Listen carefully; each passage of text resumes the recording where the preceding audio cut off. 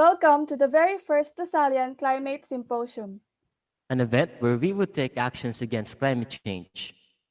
an event where we all come together for change. I am Rainier Sarmiento, And I am Dominic Cunanan. and we are your moderators for today's symposium.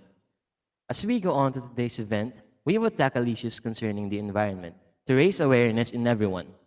We will assure you that this will be a day full of learning and that everyone will enjoy this momentous occasion.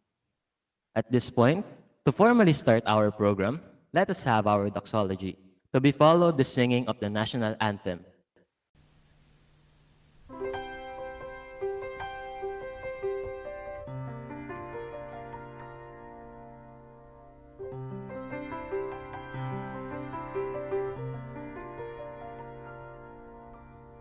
Let me be the change I want to see,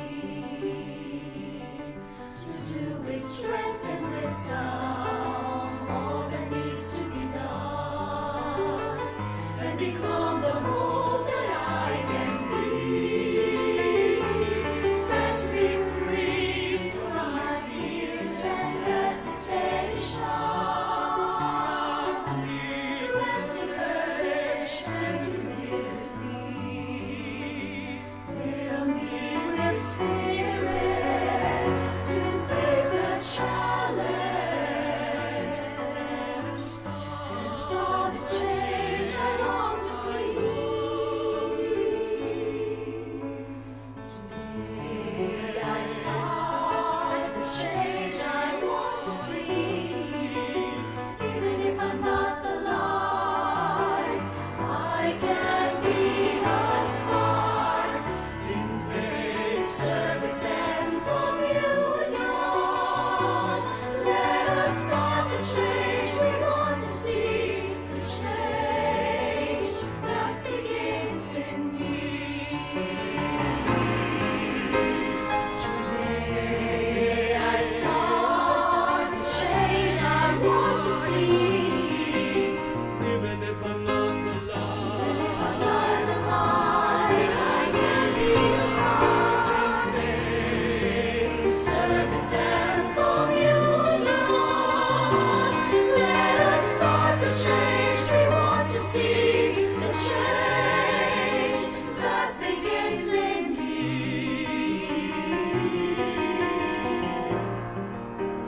Jesus in us. Jesus in us.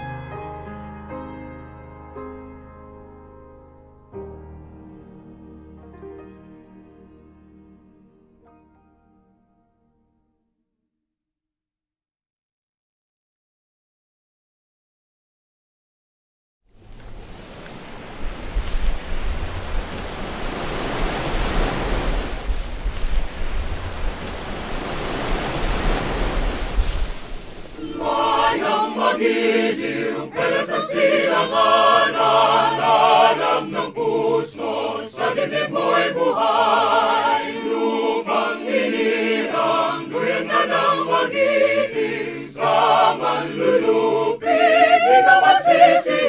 Sa dagat at mundong sasimayan, sa langit mamahal, may nilagang tulad, awit sa panlayang minamahal. Ang kislap ng watawat mo'y tagumpay na nagdidinig. Ang bituin at araw niya kailan pa may di magdidilim. Lupa ng araw na luwan, ating pagsinta mo'y langit sa piling mo. Aming ligaya lamang may mga api. Ang mamatay ng dahil sa'yo.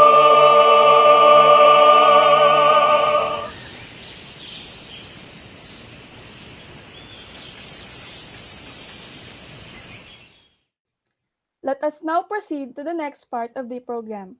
To formally call our session to order, let us call on Mr. Elijah Kael Uligan, the overall convener for LCS 2020.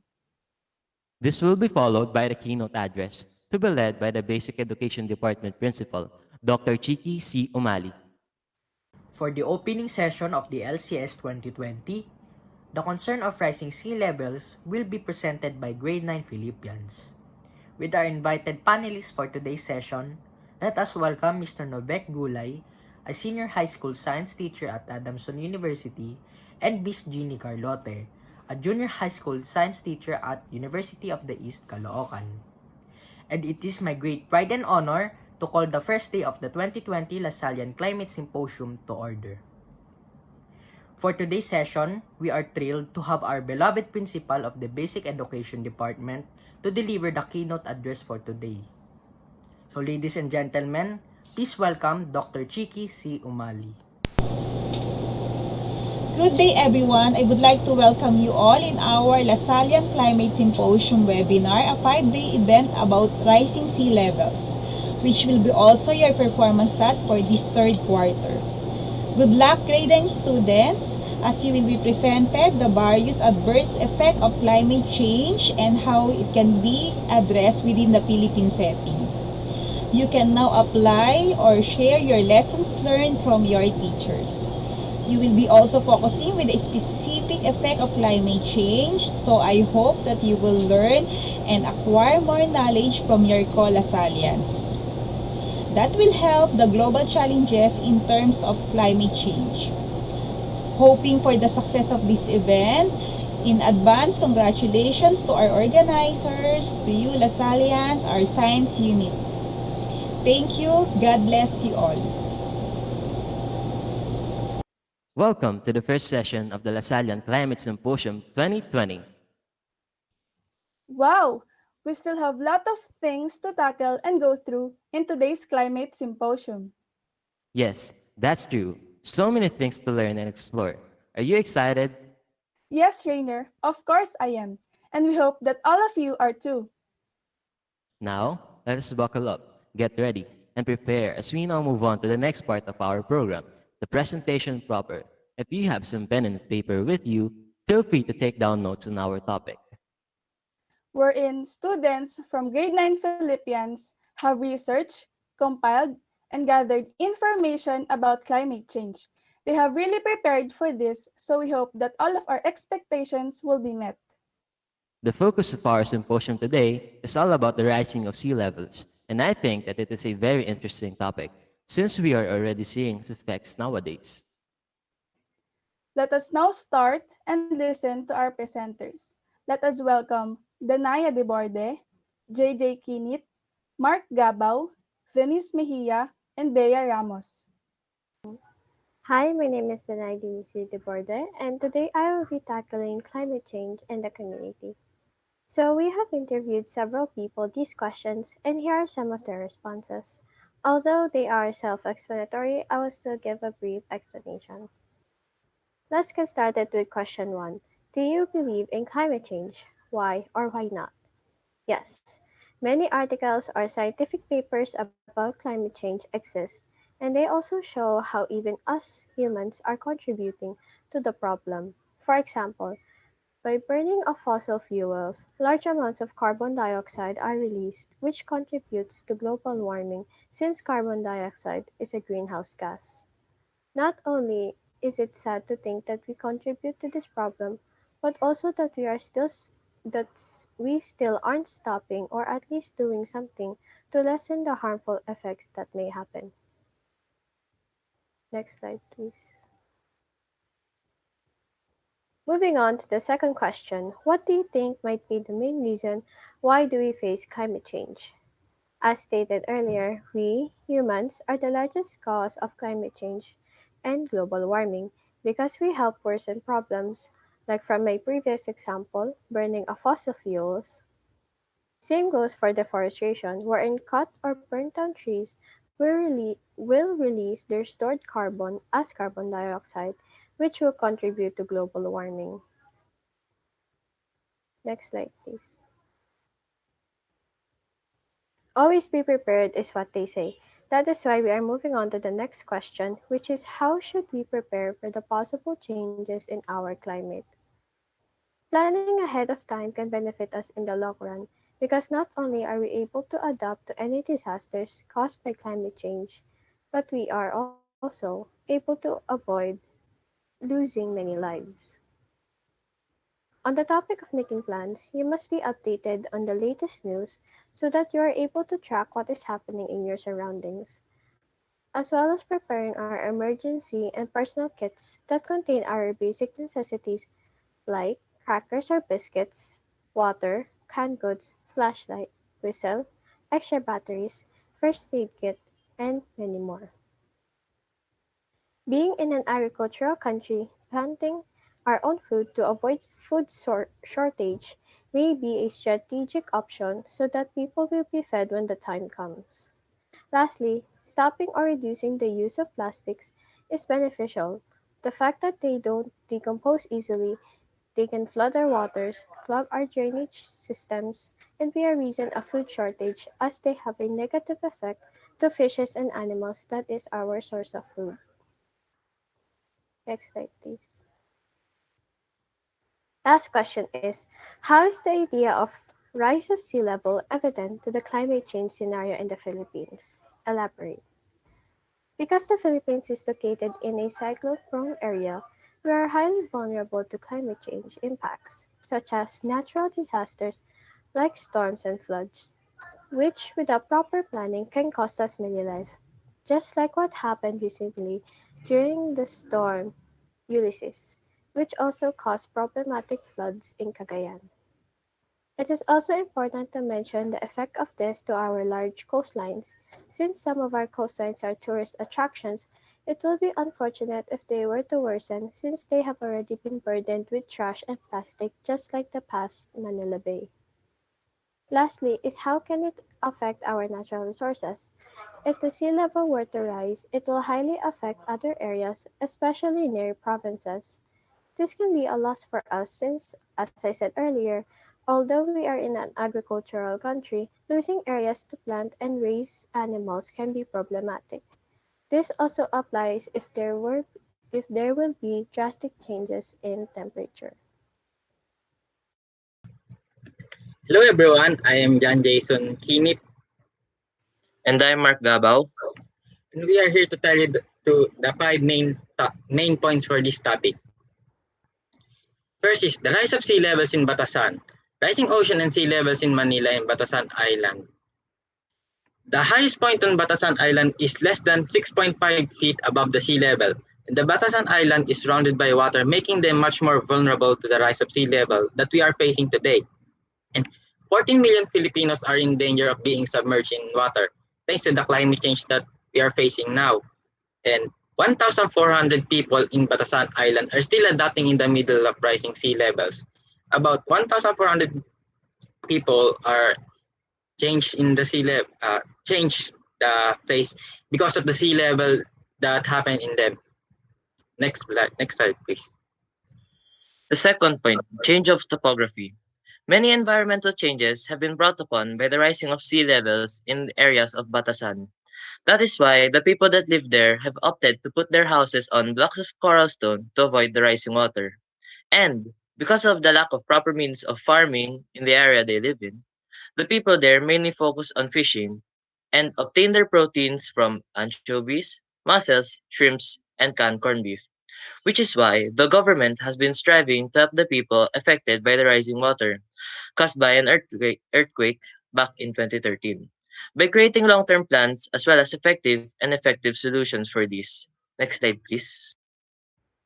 People adapting to the change, high-risk areas, are areas that are mostly affected by the rise of sea level due to climate change. And these are the areas that are affected in NCR, Manila, Navotas, Malabon, and Pasay. And not only Luzon, based on a study, areas in Visayas and Mindanao are also affected. In Visayas, such as Calibo, Aklan, and Roa City are at risk, while areas in Mindanao are Cotabato City along with Datopiang and Northern Kabuntuan. In Maguindanao are the areas that are affected in Mindanao.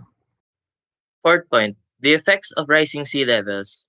Global sea levels, as you already know, have been rising at an accelerated rate caused by climate change due to human activities. And an effect of that is storms have become much more frequent and even more destructive, as well as tidal waves, which have become even higher and have now been able to extend further inland, meaning that floods may occur more often. And since even more problems have risen because of climate change, we should learn not just to prevent these disasters from occurring, but also learn to adapt to climate change and the issues and problems that it brings with it. But for me, it is better to prepare and prevent than it is to repair and repent. Next slide, please. Coastal flooding. 30 years from now, major cities in NCR could likely be submerged due to climate change. And it will have a big impact to us because the region of NCR is one of the most active and populated places in the Philippines. And if it submerged 30 years from now, we can experience different kind of problems. This includes electricity and food shortage. And even today, we can see that floods have worsened. And what are its effects to us? Just like when the typhoon Ulysses happened, we can see that floods can reach the size of a fully grown adult thanks to the rise of sea levels. Next slide, please. Good day, I am Venice Adria Mejia, and I will be discussing the recommendations for climate change mitigation part. Reduce greenhouse gases. We must reduce our greenhouse gases. This gives us a chance to prevent further damage of climate change. Reducing greenhouse gases is a big help to our environment. By doing so, we should avoid too much heat-inducing electric appliances, avoid burning up plastics, woods, and rubbers, and plant more trees. Next slide, please. Be prepared and recycle. We must study our place if it is a high-risk area and watch the news to be prepared. If your location is a high-risk area, as much as possible, be alert and cautious for the upcoming disasters that will occur. Watching news is essential to your safety and will give you awareness for you to prepare on disastrous events.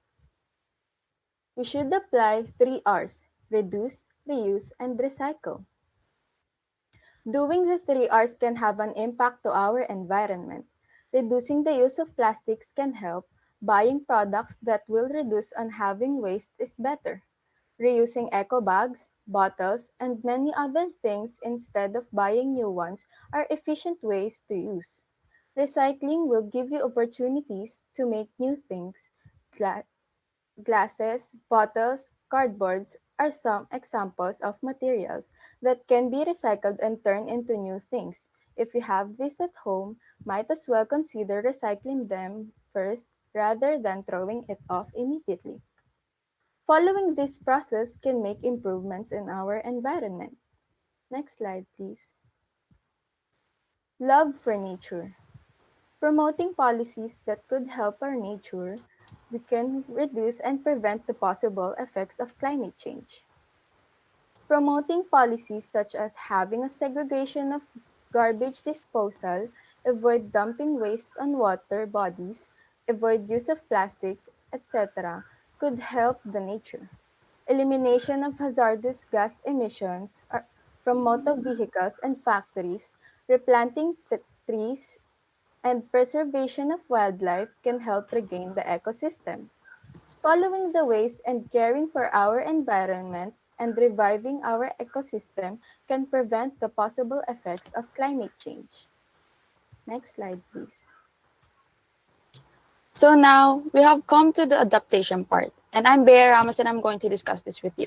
So for the first adaptation, let's work together. There are 2 main points, but let's focus on the first one.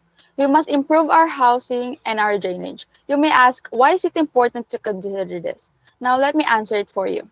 As you can see, a lot of places, especially those flood-prone areas like Manila, Navotas, Cagayan, have been experiencing intense flooding. And one of the factors that contributed to that is the imperfect and dirty drainage systems that we have nowadays. And because of these clogged up systems, the water from the floods tend to take a longer time to lower down, which causes a lot of inconvenience to a lot of people and families because their houses are being submerged into water for a long period of time. So what can we do to reduce this? we can try to redesign our houses into structures that can withstand the extreme climate changes. For example, the batasan. And also, we can do is to propose or try to avoid throwing waste everywhere, since especially if we know that it's going to be potentially clog up the drainage system so that the flooding and the rising of water won't be that intense. For the second bullet or the second point, we can use alternatives to reduce greenhouse gases. As you probably know, greenhouse gases plays a big part in the rising sea levels because as the world warms up due to the greenhouse gases, waters heat up and tend to expand, causing the sea levels to rise. So what can we do to prevent it? Try replacing your regular light bulb with fluorescent light. Not all people will not only you will save money because lasts longer and uses two-thirds less energy, but you also help the environment. Another alternative is try to trade commuting with cars, with walking, or even biking, especially if you're not really going anywhere. That's for because not only you will have a good exercise, but you will also not further contribute to the greenhouse gases. Next slide. Now on to the next one, saving trees. This is pretty self-explanatory, but let me further discuss it. For the first bullet, increase reforestation. This is very important to consider nowadays. Cut na daw po.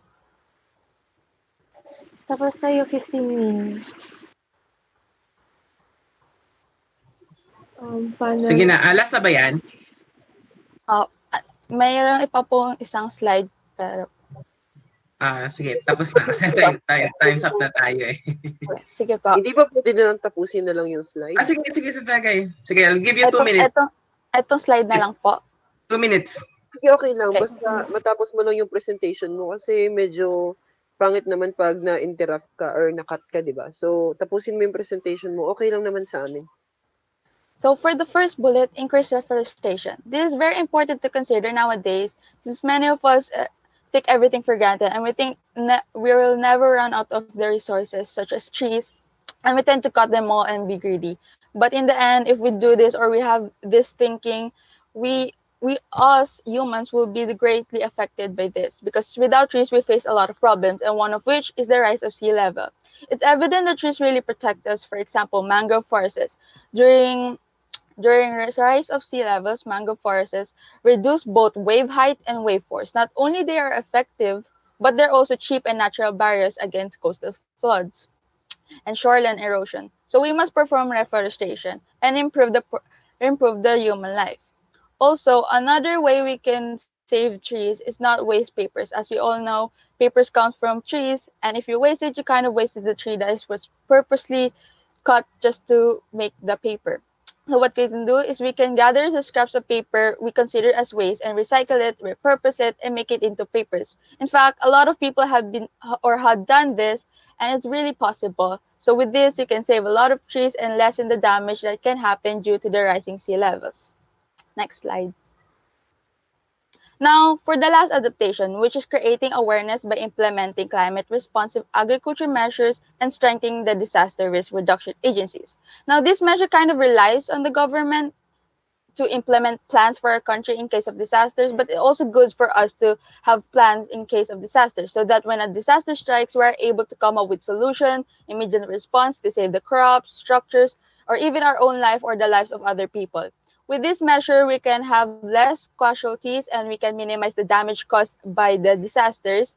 The only downside to this is kind of cost a lot of funds.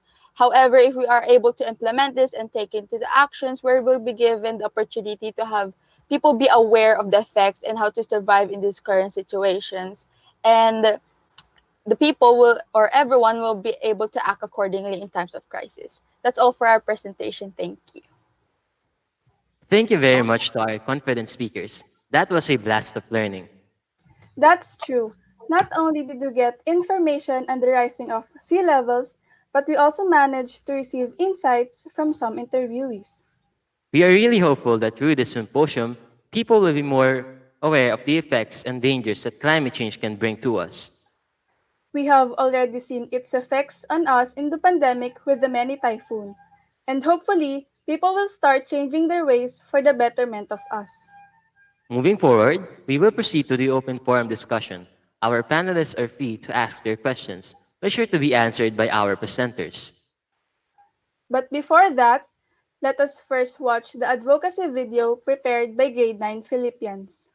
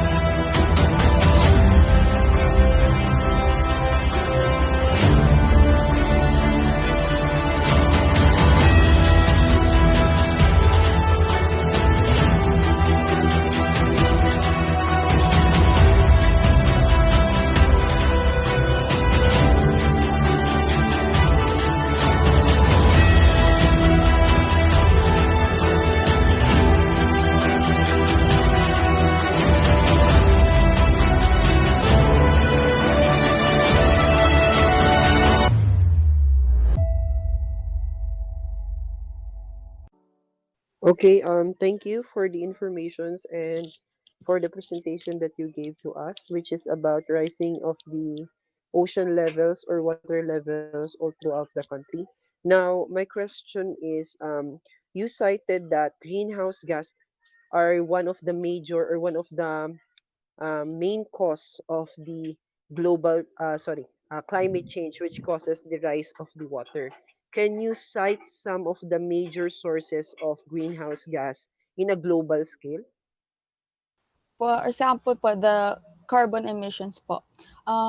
With this po, carbon emissions, kasi nga po, which comes from cars po, since madami na pong cars because of the cities, madami na din po na co-contribute na carbon emissions, and since nga po wala na din po trees, wala na din po mag-clean nun, so nagko-contribute po siya dun sa global warming, which nagko-cause po ng pagwa-warm ng world po natin or ng mga countries po around the world. So, it causes the rise of sea levels po. Okay, aside from that, because I am actually trying to see if you really did something to do with greenhouse gas, because I'm familiar with greenhouse gas effect. Now, aside from the transportation industry, what are other industries that affect um, emission of greenhouse gas? Question ko lang po is, di ba nabanggit nyo, transportation sector, what can you do as a student in order for you to lessen greenhouse effect based on the transportation sector? Since parte naman tayo nun because we do commute every time. As a student po, I think what can we do is, like I said before, try to trade the transportation with walking or biking, or the things we can do try just to lessen the transportation or the carbon emissions lang po. Okay, that is a very good point. But I that is good. You use bikes and other transportation, alternative transportation um, devices ba ang tawag doon. But the most important thing, based on what I know, is if you are going to go somewhere else, really, kung malayo man yun, the best solution is to do commute. Because actually, Philippines is a good country to represent yung culture of commute.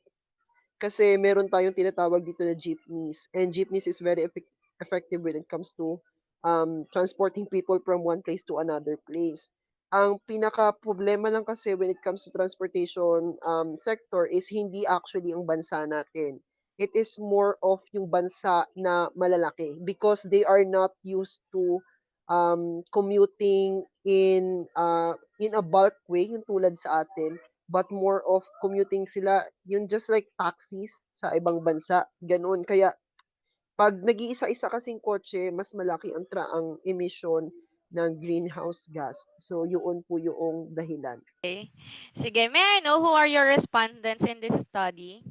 Because nung binasa ko po yung inyong paper, I noticed that yung answers for every question ay meron masyado siyang deep, wherein yung mismong research nyo, you want to spread awareness, 'di ba? So, may I know muna who is the respondents of your study? Mostly family members lang po. Okay, family members. Kasi, based on the answers given, they gave a study, di ba? May nakalagay doon according to a study. So I thought you interviewed some professionals or young adults because they are knowledgeable based on the answer given. So yun yung first question ko. Ibig sabihin pala, yung respondents nyo is very random. Am I correct? And they are mostly commoners? Is that correct? Yes po. Okay. So, next po, for question number 2, or rather for question number 1, the answers given on question number 1 is a summarized answer that is somehow related to question 2. Kasi meron doon nakalagay according to study and so on. I actually highlight ko yung copy na yon. Anyway, next question would be, did you bridge any gap from this study? Or sige, let's change the question. What are the major problems you encountered when doing this study? Siguro po, ano lang po, during the research po, the problem we encounter na lang po yung accuracy ng mga answer ng mga tinanong po namin, yung interview. Kasi not everything naman po you can trust in the internet naman po. Tas not everything that they say naman po sobrang accurate. So yun lang po yung siguro yung na-encounter namin problem. Since yung problem naman na po na tinakal namin today, very evident na po siya. Nakikita na po natin. Tas nararanasan na din po natin. Okay, thank you for your response. Meron kayo dong sinabi na isa about recycling, di ba? And I know na recycling is a very, very old thought na or parang dati pa yon na naisip when it comes to reducing the waste that we have. Kaso kasi ang problema sa recycling is hindi naman lahat ng rine-recycle na bagay is something na essential or nagagamit every day. It is more of pagpunta natin sa school, if we are doing if your teacher asks you to do recycling, ang ginagawa kadalasan ng estudyante is more of aesthetics or decoration sa bahay. So can you cite some of the yung mako-considered mo something useful talaga na form of recycling? Can you cite some of this? Can you give a good example of something useful na ni-recycle? Kasi 'di ba, most of the recycling kasi, ang thought kasi ng estudyante pagdating sa recycling is, for example, meron kang straw, gagawin mo siyang yung used straw, gagawin mo siyang parang curtains na gawa sa yarn and beads and straws. More of decoration kasi siya, which is not that useful. Can you cite something na is useful for the community when it comes to recycling? Kasi 'di ba, pag ang decoration hindi na, I mean, pag lumipas ang panahon, ang decoration magiging waste pa rin siya. So it is not it is not an effective way of recycling. Can you cite something na good and effective when it comes good and effective pagdating sa community, yung recycling? May nakita po ako na may community po na ginawa po nila yung mga bottles po na ano po, finil po nila tapos or parang ginawa na lang pong alternative kaysa po doon sa mga blocks or doon sa mga semento na parang alternative way po or para doon sa pagbibuild ng mga bahay po. Yun lang po. Yun lang yung nakita mo. But that is a good example. How about the others naman po? Any please makipag-contribute naman kayo doon sa kay Ma'am Bea na sinagot, oh. Sabi ni Ma'am Bea, that is a good one. Plastics can be used to build schools. I know that because one of the researches that I did has something to do with that, and it is proven effective and very, very durable when it with uh, very durable kahit medyo alanganin yung lugar or yung climate sa lugar. So any other examples po of a good habit of recycling? An example po, on my previous school po, I once saw a garbage built with plastic bottles po. That's a good one. So other examples pa po? I-connect niyo yung ano ito. 'Di ba recycling and then we have lots of plastic waste. I-connect niyo siya sa flooding sa Metro Manila. Ano ang sa tingin niyong pwede nating gawin doon? So, may nakita po ako or may nabasa po ako, pero hindi ko po sobrang sure kung attainable po siya. Pero meron po, ang ginawa po nila, yung mga plastic bottles po, tinry po nilang gawin as rescue boats. Kasi nga po, di ba yung mga plastic bottles nagpo-float naman po. So, parang ginawa po nilang rescue boats. Tapos, nakatulong din po dun sa flooding. Kasi nga po, may mga rescue boats na po sila para mga rescue ng mga tao po na affected or greatly affected po due to the floods po. Yun, very well said. Thank you. So, G, So, for the next question naman, how will you spread awareness to the people? Kasi kanina sinabi nyo na you can spread awareness by telling them to watch TV, for the news and other things. However, meron tayong mga community na hindi naman tawag dito, hindi nila afford yung mga ganon or hindi na sila palaging nanonood ng mga news. So they're not totally aware of climate change. So may mga ganong instances. Now, as a student, how will you be able to spread awareness to those people? As a student, you can do something about that. You can spread awareness. Or what can you do? Ano po, outreach programs po. Katulad po ng club ko ngayon po, ginagawa po na ng club ko po, parang nag-outreach po or nag-go out of the way po para po pumunta sa mga places na ganun nga po yung wala pong ganong privilege na magkaroon ng manood ng TV or magkaroon ng social media. So, pwede pong gawin yung mga outreach programs para po maging aware po sila about the climate change. Okay, how about the method or the strategy na gagawin mo to spread awareness to them? Kasi hindi meron tayong mga tao na hindi totally knowledgeable with the terms climate change. Now, if you are a student, can you cite an example on how you will explain to them the climate change in a way that they will understand? Kasi you cannot use scientific terms. Kasi hindi nila totally magigets yun agad, di ba? So, as a student, paano mo mapapaliwanag sa kanila yung climate change? Siguro start off muna po ako kung ano po yung climate change. Kanyari po kung ano po yung effects niya, kung ano po yung nadudulot niya, and the negative side of it po, yung mga climates po na nadudulot niya po katulad po ng rising sea level. So, dun muna po ako mag-start. Then, after po nun, siguro po sabihin ko muna po what things na we can do po to prevent it po. For example lang po yung mga recycling po, yun po, sasabihin ko po sa kanila yun. Okay, so thank you. Tama naman na yun. Basta, another suggestion aside from the yung mga outreach, we can use infographics, yung mga pamphlets. So, wherein may mga infographics na madaling maiintindihan ng mga tao. So, by that, we can spread awareness. Before we end, I would like to give suggestions lang po when it comes to presenting like this, ha?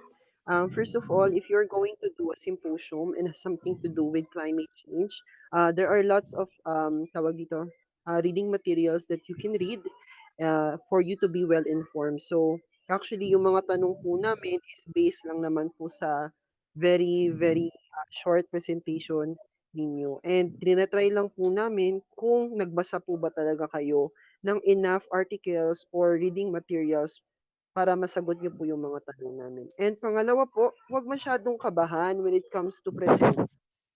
Kasi halatang-halatang kabado kayo kasi wala pong nagsasalita maliban kay Ma'am Bea tsaka yung isang kaklase niya nagsabi sa akin ng very brief na answer sa aking questions. And another thing about this is, um, yung paggawa mismo ng research, the way you present the research about rising levels po, please support it with something na well documented.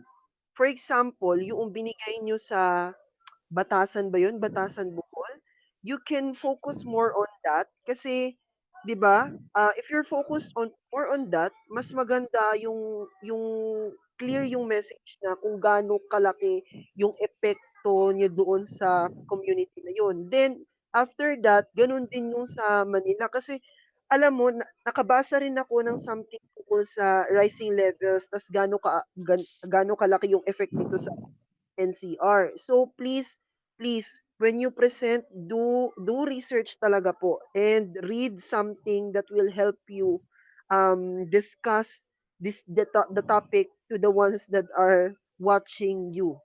And sana naman po hindi po all the time isa lang po ang magsasagot dahil hindi naman po laging ganyan. When you go to senior high school, kaming dalawa ni Ma'am G, senior high school 'yan, you will be experiencing lots of researches. And then if you are going to answer questions in the same manner po ng ginagawa ninyo na isang tao lang nagsasagot and you are not confident enough with the research that you are presenting, you will be graded a very low score. 'Di ba tama ba, G? Yes po. You So should be ready. you should be ready when it comes to this. Pero more and more, this is a good exercise on creating something that will help raise the awareness of people that has something to do with climate change since our country is one of the most affected country po when it comes to climate change. Kaso, um, if you are going to analyze it naman, hindi naman ganoon kalaki actually ang effect output natin pag nagko-cause ng climate change. Mga malaki talagang mga bansa ang dapat So that is it. And thank you. And thank you for having me here as your panel po. Same way. Thank you very much for all of your efforts. And thank you, Sir Dave, for inviting us. Yes, thank you, Dave. Thank you very much to our presenters and our panelists. That was indeed a great conversation. We are now nearing the end of today's program. To sum up the things we have tackled today, we have the wrap-up to be led by Ms. Kimberly Lazatin, the Secretary General of LCS 2020. This will be followed by the singing of the Alma Mater hymn. Thank you very much, Grade 9 Philippians. Indeed, your presentation about rising sea levels provided all of us clear message. Climate change is real, and we need to make our action to combat its increasing drastic effect. Hello everyone, I'm Kimberly Satin, the Secretary General of this year's Lasallian Climate Symposium. And on behalf of my fellow grade 9 students, I am honored to deliver the wrap-up for today's session. And as we all know, oceans are considered where the majority of living things are found from within these habitats. From the variation of fishes to the different marine invertebrates such as mollusks and crustaceans, and even the aquatic plants. They are the ones who are mainly affected to rise of sea levels that must be addressed by making our step to fight climate change. Thank you once again to our panelists for today, Mr. Novek, Gulay, and Ms. Gienny, Carlote, for sharing their knowledge on climate change. Our session will be facilitated by Grade 9 Hebrews with the shift in cyclone activities as their topic. See you tomorrow! Hail, hail, Alma Mater, hail today, the sun. We'll hold your banner high and bright, a shield of green and white. We'll fight to keep your glory bright, and never shall we fail.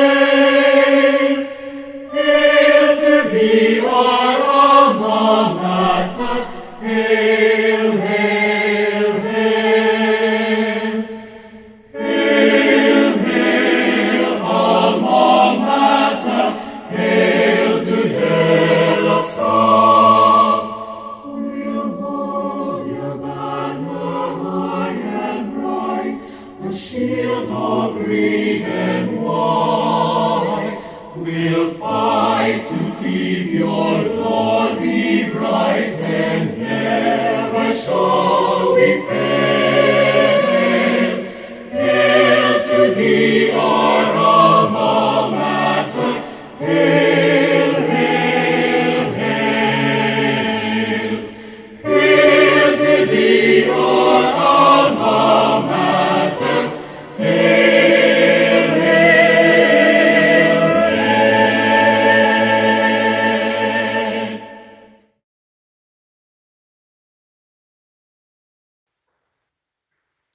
We have reached the end of the day one of the 2020 Lasallian Climate Symposium, and I must say that this was a very fun and new experience for me.